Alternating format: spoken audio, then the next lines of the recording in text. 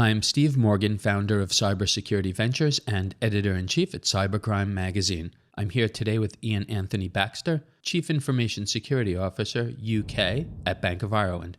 To learn more about Bank of Ireland, visit bankofireland.com. This interview is sponsored by KnowBe4, the world's largest security awareness training and simulated phishing platform that helps you manage the ongoing problem of social engineering. To learn more about our sponsor KnowBe4, visit knowbe4.com. Ian, welcome. Thank you for joining us today.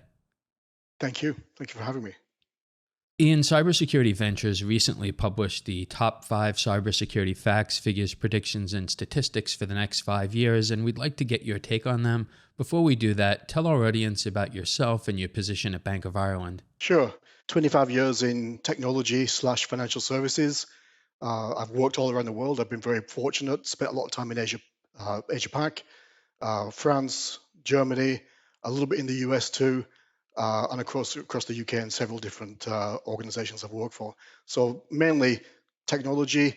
I think I've always been doing security. I just didn't know what it was called back then, 20 years ago. And it's in the last several years, of course, the CISO role has become kind of front and center, and I've kind of adopted that title as what I do. But I've been doing it for a heck of a long time.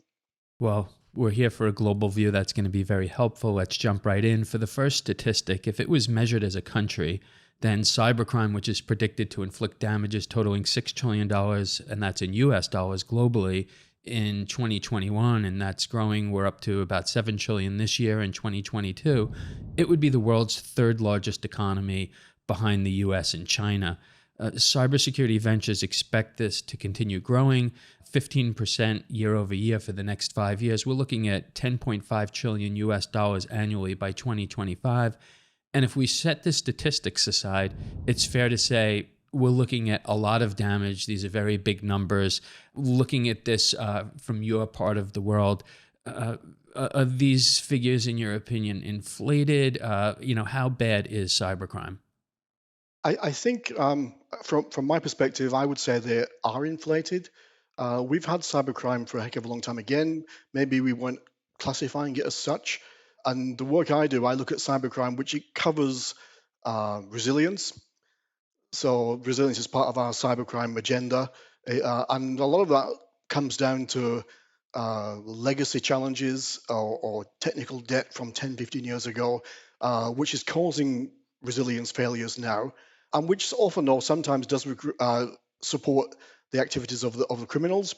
But it's been around for a long time, and I think my challenge with the number, and it is a huge number, and I don't dispute the number in that sense, it's very hard to consume.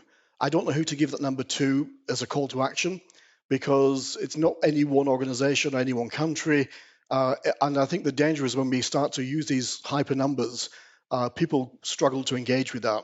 So I think it's been around for a long time. We've been addressing it for a long time. We've now got better classification of what we're putting into that cybersecurity cost bucket. But I mean, we've been dealing with failures of systems for as long as I've been doing it. Well, maybe there's a different way then to ask you the same question. You've been around for a long time. I have too. I remember the days when people didn't even understand security back when PCs first emerged, and then we had info security, and it's morphed into cybersecurity. But when you go back in time, and we're talking about consumers, small businesses, all the way up to large corporates that have the type of resources you do, is cybercrime any greater of a threat today than it was previously, and are companies better equipped to handle it? I think malicious cybercrime is what I'm kind of separating out from the more passive cybercrime, which we're now facing. So, for example, if we've got a case where we have a vulnerability that's known, we haven't patched it, we haven't fixed it, and suddenly that becomes a vector for an attack. Well, that's just poor maintenance on our side, really. It's often the press release is a sophisticated hack or a sophisticated attack, and when you dig into it, they aren't really that sophisticated. It's stuff that could have been avoided, and that's kind of secondly supported when you look at the remediation that was taken. It was stuff that could have been done before. So, and again, I was working in shipping a few years ago when we had a large cyber breach, but we were a casualty of something which was not targeting our organization, but the effect from our point of view was £300 million worth of economic value in detriment. But we weren't the target of the cybercrime. We were just a casual bystander in that event. And I think, again, that was a case where we could have fixed it. We didn't.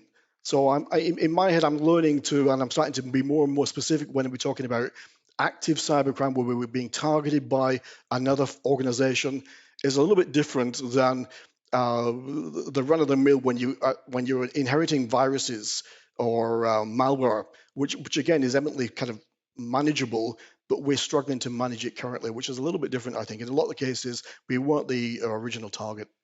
Agreed. There's absolutely ransomware and DDoS attacks and types of other cyber activity where organizations are absolutely being targeted. And if we step outside of the financial services market and in your region, and this would be true globally, healthcare organizations, for example, hospitals, are under very direct cyber attacks, suffering damages that are far greater than just the monetary losses.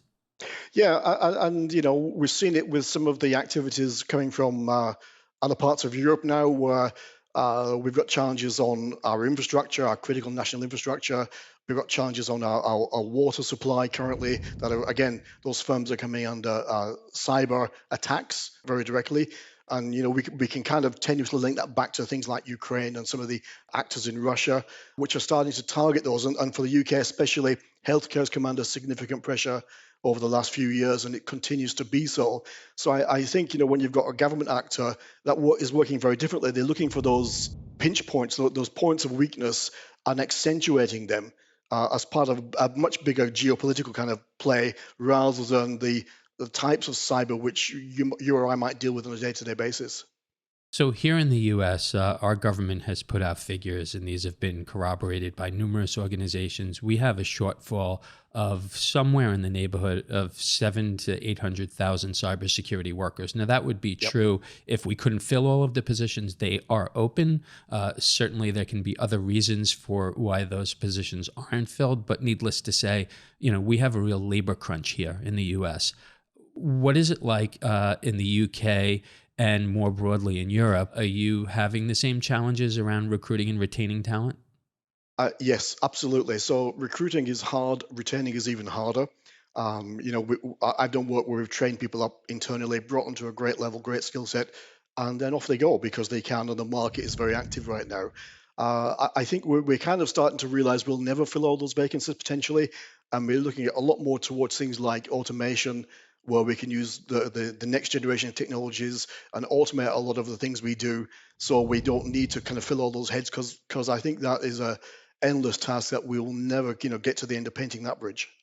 So in the U.S. again, and maybe we can compare notes, and this has taken us a good 6, 7, 8 years. We're just finally now starting to see a larger pipeline of college graduates more suitable to cybersecurity positions. They've had either a computer science education where there was a concentration on security, or they actually have a degree in cybersecurity. Some are even coming out with master's degrees. So we're seeing more of a pipeline. What about in the UK and more broadly in Europe? I mean, I've just been involved in an initiative which was Women in Cyber, Hmm. and trying to persuade more females to enter that sector. And one thing we learned was the language was itself a huge barrier. So right down to the way you write a job ad, for example, can just turn people off immediately. So we actually went back and thought about how could we rewrite those ads and start to appeal to individuals sooner in the cycle, so they could see that there is a pathway from what they're doing now into cyber, and it could be a useful and meaningful one. And that's the where we're starting to tackle some of those pockets of opportunity where we've got resource that could move into this space, but haven't thought of it as a career. So I want to ask you about ransomware. We touched on it just a little bit in the beginning, but to isolate and to focus specifically on ransomware here in the U.S., it's a major problem, and it's especially challenging for small to mid-sized businesses. We have a lot of companies where there is no CISO, and many where there is no CIO. And as the companies get smaller, you have 5 people, 8 people, 12 people. Oftentimes you have no full-time IT support staff. And so a lot of these organizations are just woefully unprepared to respond to a ransomware attack. What are you seeing there in your part of the world? I think that's exactly the same thing. And in my own experience, I've been very lucky because most of my working life has been in regulated industries. So there's often been a regulator which has set the minimum standards, set the bar. And I was on a call with our regulators today, actually. And if you, what I was going to suggest to other smaller companies is look at that. You aren't falling under that regulation, but it's good practice and really would stand you in good stead in many cases. And again, you go back to the hygiene basics of get your patches done on time, get your fixes out as soon as you can. There's a lot of kind of hygiene that a lot of firms could do that they're still missing, I think, which would kind of take them a long way to being a lot more resilient and less likely to kind of fall victim to some of the malware that we're seeing. So as we move up the food chain to larger organizations, mid-market companies, large enterprises where there is a CISO and there is, a structure in place to combat cybercrime, as it relates to ransomware, and maybe this is a dumb question, are you prepared? And I don't mean you and your company. I just mean Yep. generally, are these large companies prepared, or can you not necessarily be prepared because you don't know what that attack's going to look like? Maybe you have an incident response plan in place, but still you don't know what you're dealing with until you're hit. I just had a very interesting conversation with a group of execs over would you pay the ransom? And of course, chaos kind of ensued very quickly because there was a yes, no all over the place. Right. And what we realized was maybe we want to act this out, desktop this actually, and get to a point when we understand if we would, when we wouldn't, and get some consensus within those groups ahead of time rather than do it in the heat, rather than trying to do it in the heat of the battle. I think, but it was a casual conversation which just turned into 15 different views in the room. And you realize that if that was the case where you were in the situation that you needed to make a decision, you'd be stuck real bad. So I think what we have learned is we are going to run some scenario planning, take our senior execs and take our board members through those now. So when it happens, hopefully they're a little bit more prepared. Right. Board members. Well, that's Yeah. refreshing to hear a CISO talking about board members, and it sounds like they're probably paying attention in your organization. But I hope that's the case with all large corporates. We've been talking a lot about that, and do you think, since you bring that up, that not your organization, but just large organizations in general, are the boardroom executives paying more attention to ransomware and cybercrime in general? I think they know they have to, and there's still a discomfort with the topic. And usually there's the token board exec has been assigned to cyber, and he gets tasked with meeting with me or meeting with someone like me on a regular basis, trying to figure it out and understand it for the rest of the board. But again, when you come back to financial services, and certainly the regulator, that whether it's the Bank of England in the UK or the FCA, they hold those board members accountable. So, and that's been written to them very, very clear that they're accountable for this. So they have to hold good challenge. They have to be able to challenge me effectively and ask the right questions. And that's them doing their job properly. And that's been kind of talked about and kind of been made very, very plain and clear for certainly the last 4 or 5 years. So I think there's been a shift from avoidance maybe several years ago to now to a tacit acceptance to a recognition, a reckoning and a realization that they have to take it on board to actually just seeing it as part of their job. And that's where we're getting to, I think. When I listen to someone like yourself speak, I have so much respect for what you do. It's such a challenging position, and you really have so much on your plate. And I'm curious, how much time do you spend thinking about, and how much of your personal time do you devote to employees? So we've talked a lot about technology, but the people in your company, anything from sales and marketing, customer service, training these people, security awareness training, how important is that? It's really one of the last big challenges, I think, in terms of that culture. Um, the organization I worked before here was a financial services slash healthcare organization. So I remember sitting in front of 2,000 nurses trying to talk about security for them, and it wasn't going very well. My pitch wasn't landing very well at all, and I kind of I hadn't planned it, but I just said to them, if you care about your patients, you'd care about the data, you'd care about the privacy. And it landed with a lot of them. And a lot of them came up to me after and said, okay, I got that now. That really, because they do care and they want to do a great job, but finding a language for them, which was at the hook for them to say, yeah, that makes sense to me. I care about my patients. And clearly, patient data is pretty critical stuff that you wouldn't want to be in the public domain. But I remember sitting in that room, scratching my head, thinking, "What am I going to say? How am I going to make this alive for these people?" Because their primary goal in life is to make things easy for others. There's a second challenge when we came to the doctors and certainly some of the senior surgeons who refused to change their passwords, for example. And when I said that can't be right, and people, yeah, but he's the head of surgery. You're not going to change him. So there's this God group that just wrote their own rules typically, and that took a few more years of breaking it down. My last weird example was I did have a chairman who didn't like passwords, so had set his login to not require a password, and then he'd set the network at his home to auto log into the company network, so you could do a drive-by and log in as him right in his driveway and get right back into the company organization. And I thought that was hilarious, but absolutely true. And that's only 3 years ago that we kind of discovered it. And it was a discovery because I said, that can't be right. How is it possible?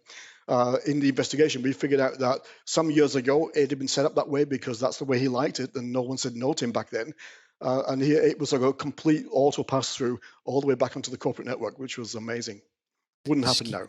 Scary but true, but I'll say definitely not unique. I mean, we talk to so many CISOs, and what we hear from, the boardroom and CEOs is unbelievable. Let me ask you one more question here before we close out, and this still relates to employees. Do you think as a society globally and in your part of the world overall, are we doing a better job at training employees? Is the awareness elevating? So for instance, when you have a brand new employee who comes into your company or some of your peers, is there more of an awareness? Do they have at least that baseline knowledge about, phishing campaigns and, what those threat actors look like? Maybe even hopefully things like spear phishing and BEC attacks? I take my lead from my kids. I've got a 25-year-old, a 21-year-old, and an 18-year-old, and they do get it. And I didn't give it to them. I don't know where they got it from. They absolutely do. When you get older than that and you get into the 30s and 40s, into that age group, it's a bit harder. But what I see from I try to impress my kids with my knowledge, and they go, "Yeah, we knew all that. That doesn't, and they actually do know what I'm talking about, and it doesn't impress them at all, actually. But I take heart in that they are aware, they understand what's going on, they see the bigger picture, they're completely aware of the geopolitical angle as well, which can be used with cyber. So I think there's a generation coming which absolutely gets it, and it's just. That's what it is for them. I guess we're challenged now with the 30 plus to age group to bring them on board as well as far as we can. Or if we can't, then protect them from themselves. And that's some of the technologies we can use to isolate and do that. Well, Ian, great insights. Really appreciate you coming on with us. And after this conversation, I hope we can do it again. Yeah, I'd love to. Thank you very much. Thank you, Ian. Thank you. I'm Steve Morgan, founder of Cybersecurity Ventures and editor-in-chief at Cybercrime magazine. This interview is sponsored by KnowBe4, the world's largest security awareness training and simulated phishing platform that helps you manage the ongoing problem of social engineering. To learn more about KnowBe4, visit knowbe4.com. You can keep up with all of our media at cybercrimemagazine.com.